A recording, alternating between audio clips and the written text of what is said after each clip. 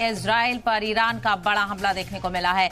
Iran ने की cluster बमों से बौछार, तेल अवीव पर दागे क्लस्टर बम। इजराइल हमला रोकने में नाकाम रहा है। तो इजराइल पर ईरान के बड़े हमले लगातार देखने को मिल रहे हैं और ईरान ने क्लस्टर बम से हमला किया है।